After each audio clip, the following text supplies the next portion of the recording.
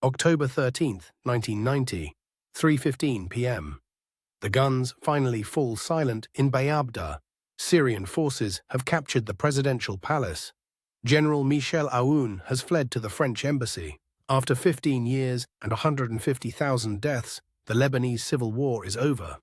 But in the rubble-strewn streets of Beirut, something chilling begins. Masked men in army uniforms move through Christian neighborhoods. They are not Syrian soldiers. They are Lebanese, followers of Eli Hobeika, settling old scores. They loot homes, assault families, murder rivals. The revenge has begun. Within hours, Syria's intelligence services are at work. They seize Aoun's files, detailed records on every Lebanese politician, businessman, and activist. A treasure trove for the new occupiers. By nightfall, Syria controls Lebanon more completely than any foreign power in the country's history. The militias are being disarmed, all except Hezbollah. The warlords are becoming ministers, and the Lebanese people are learning a harsh truth. The war may be over, but peace has not come. The guns were silent, but the wounds were buried, not healed. This is what happened after, and why Lebanon's story was far from over. The Syrian victory was total. Within days of Aoun's defeat, 35,000 Syrian troops occupied 2/3 of Lebanon. Unlike previous interventions, this time Assad made no promises about withdrawal. President Elias Harawi, Syria's hand-picked leader, immediately began reshaping the Lebanese state. The cabinet was filled with Syrian allies. The army was rebuilt under Syrian supervision. Intelligence agencies were restructured to coordinate with Damascus. But Syria's most valuable prize wasn't territory, it was information. Aoun's military intelligence files contained detailed dossiers on thousands of Lebanese citizens, who had Israeli contacts, who opposed Syrian influence, who could be bought and who couldn't. Syrian intelligence chief Ghazi Kanaan moved to Anjar in the Bekaa Valley, establishing what Lebanese would cynically call the real capital. Every major political appointment, every business deal, every media decision flowed through his office. The Lebanese Forces militia was dissolved. Samir Geagea, despite initially supporting the Taif Accord, found himself under house arrest. His crime, refusing to fully submit to Syrian authority. The message was clear. Collaboration would be rewarded, independence would be crushed. By December 1990, Syria had achieved what it had sought for 15 years, total hegemony over Lebanon. Assad now controlled both the Syrian border with Israel and Lebanon's entire political system. The Lebanese state existed only as Syria's administrative arm. In August 1991, Lebanon's parliament passed a general amnesty law.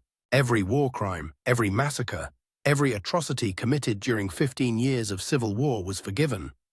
The only exceptions, crimes against foreign officials and religious leaders. It was institutional amnesia by design. Samir Geagea, who had led forces into Sabra and Shatila, walked free. Walid Jumblat, whose militias had massacred Christians after his father's assassination, became a cabinet minister. Nabih Berri, who had besieged Palestinian camps, was elected Speaker of Parliament, a position he still holds today. The Lebanese people watched in bitter silence as their tormentors transformed into their governors. Bashir Gemail's killers were released from prison. Eli Hobeika, the man who orchestrated the Sabra and Shatila massacres, became a minister in Syria's puppet government. There would be no truth commission, no war crimes tribunal, no national reconciliation process. Lebanon chose forgetting over justice, stability over accountability. The transformation was starkest with Nabih Berri. During the war, his Amal militia had fought Palestinians, Christians, and rival Shia groups with equal brutality. Now he sat in Parliament's ornate chamber, wielding a gavel instead of a gun, but his power base remained the same. Hezbollah alone kept its weapons, claiming the need to resist Israeli occupation in the south. Syria and Iran had spent too much building the organization to disarm it now. Besides, Hezbollah served Syrian interests, a permanent pressure valve against Israel, ready to be activated when Damascus needed leverage. In October 1992, a new figure entered Lebanese politics, Rafik Hariri, a billionaire construction magnate who had made his fortune in Saudi Arabia. Syria approved his appointment as prime minister, because he promised to rebuild Lebanon while staying loyal to Damascus. Hariri's vision was ambitious: transform war-torn Beirut back into the Paris of the Middle East. His company, Solidaire, would reconstruct the entire downtown area. Glass towers would rise where militias once fought. Luxury hotels would replace bombed-out buildings. But Hariri's model came at a devastating cost. Lebanon borrowed massively to fund reconstruction. By 2005, government debt reached 180% of GDP. The money flowed primarily to Beirut, while the rest of the country remained neglected. More fundamentally, Hariri rebuilt the buildings but not the institutions.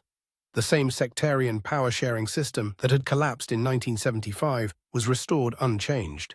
The same families that had dominated politics for decades returned to power. The same grievances that had triggered civil war were left unaddressed. By the late 1990s, Lebanon had the facade of normalcy. Downtown Beirut gleamed with new construction. Restaurants and nightclubs reopened. Tourists began returning. But beneath the surface, the rot remained. Syrian control was absolute. Lebanese politicians made pilgrimages to Damascus before making any major decision. The army was weak, the state corrupt, and an entire generation had grown up knowing only occupation. Hariri himself became increasingly frustrated. He had rebuilt Lebanon's economy only to watch Syria's allies pillage the treasury. His political ambitions clashed with Damascus's desire for a compliant puppet. 17,000 people disappeared during Lebanon's civil war. Kidnapped at checkpoints, dragged from their homes, vanished into detention centers that became graveyards. Families spent decades searching, hoping, mourning without closure. Wadad Halwani lost her son Marwan in 1982. For decades, she has led protests demanding answers. Every week, mothers and wives gather outside government buildings, holding photographs of the missing. Their hair has gone grey, their voices hoarse, but they refuse to forget. The state offers no answers. Syria never disclosed what happened in its detention centers. The militias destroyed their records. Mass graves remain unmarked. Families can't grieve properly because they don't know if their loved ones are dead or still suffering somewhere in the darkness. This institutional amnesia poisoned Lebanese society.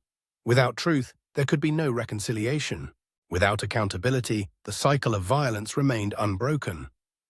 Children grew up learning their parents' hatreds without understanding their causes. The trauma manifested in strange ways. Beirut's residents developed an almost supernatural ability to predict shelling by the sound of outgoing artillery. Parents still instinctively count their children when they hear sudden loud noises.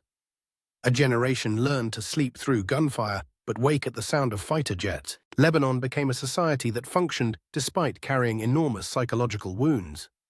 People went to work, fell in love, raised children, all while living with unprocessed trauma from 15 years of horror. By 2004, Rafik Hariri had had enough. Syria was demanding that Lebanon's constitution be amended to extend President Emil Lahoud's term, a man Hariri reportedly despised as overly deferential to Syria. For the first time in his political career, Hariri said no to Damascus. He began reaching out to opposition figures, Christians who had never forgiven Syria for crushing their independence. Druze leaders tired of Syrian meddling, even some Sunni politicians ready to break with their Syrian patrons. On February 14, 2005, as Hariri's motorcade drove along Beirut's Corniche, a massive bomb exploded. The blast was so powerful it left a crater 10 meters wide. Hariri and 21 others died instantly. The message from Damascus was unmistakable, but Syria had miscalculated. Instead of intimidating the Lebanese, the assassination triggered the largest protests in the country's history. Over 1 million people, nearly a quarter of Lebanon's population, flooded Martyrs Square, demanding Syrian withdrawal. They called it the Cedar Revolution, named after Lebanon's national symbol. Christians and Muslims, who had killed each other for decades, now stood together, united by a single demand: get out. The protests were strikingly different from the civil war. No weapons, no militias, just Lebanese flags and demands for independence. Syria had controlled Lebanon for 30 years, but it couldn't control the streets when 1 million people refused to be afraid. Under enormous international pressure, Syria began withdrawing its forces. By April 26, 2005, the last Syrian soldier left Lebanon. For the first time since 1976, Lebanon was free of foreign military occupation. The Syrian withdrawal in 2005 was supposed to mark Lebanon's rebirth. Instead, it revealed how little had actually healed. Within a year, Israel and Hezbollah were at war again. Political assassinations resumed. The country split between pro-Syrian and anti-Syrian camps. In 2011, Syria's own civil war began, sending over 1 million refugees into Lebanon, a country of just 4 million. The sectarian fault lines that had torn Lebanon apart in 1975 cracked open again. The 2019 economic collapse brought Lebanese back to the streets, but this time they weren't demanding foreign withdrawal. They were demanding the removal of their own leaders. The same politicians who had emerged from the civil war were still in power, still corrupt, still serving foreign masters. The August 4, 2020 explosion at Beirut port, caused by government negligence, killed over 200 people and devastated the capital. It was a perfect metaphor for Lebanese governance, deadly incompetence disguised as normalcy. Today, as Lebanon faces its worst crisis since the Civil War, the mistakes of the 1990s are clear. You cannot build peace on institutional amnesia. You cannot create stability without justice. You cannot heal wounds by pretending they don't exist. The guns fell silent in 1990, but Lebanon never learned how to live in peace. The mourning after the war lasted 30 years, and it's not over yet.